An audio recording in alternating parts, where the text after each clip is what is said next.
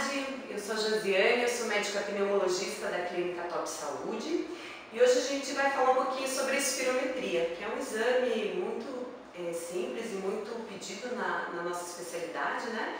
Para investigação de muitos sintomas, queixas respiratórias que são comuns, como tosse, falta de ar, chiado no peito, dor no peito.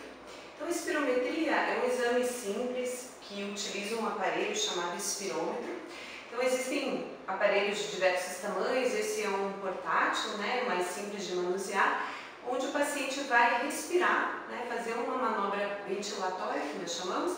Ele vai respirar dentro desse aparelho e ele vai medir, né, pelo fluxo de ar que entra e sai no pulmão e determinar se o paciente tem alguma doença obstrutiva ou uma doença restritiva.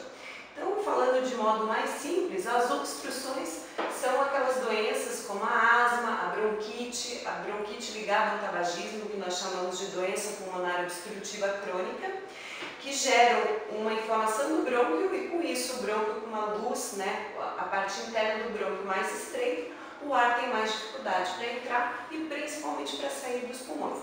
Então esse aparelho ele mede quanto de ar, quanto de fluxo respiratório. Então, quanto de ar entra e sai do pulmão.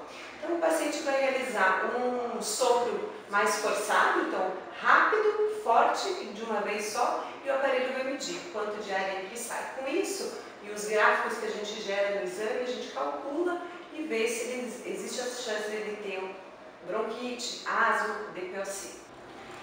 Uma das doenças mais comuns, que é a asma e a bronquite do cigarro, que nós chamamos de DPOC, doença pulmonar obstrutiva crônica, são duas doenças que são diagnosticadas pela espirometria.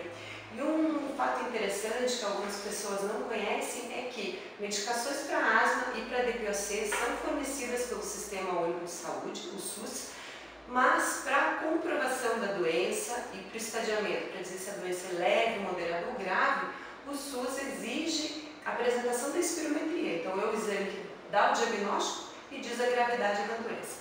A gente vai fazer uma demonstração, né, para mostrar como que funciona o exame, que é um exame simples e não invasivo, né, que só exige a colaboração do paciente no momento das manobras respiratórias.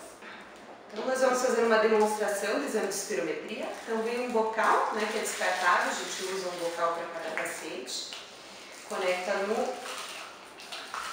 no espirômetro e a gente vai começar o exame.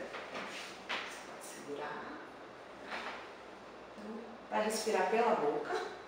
Respira normal. Mais uma vez normal.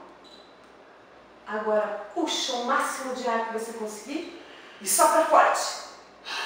Continua, continua. 3 segundos, 4, mais um pouquinho.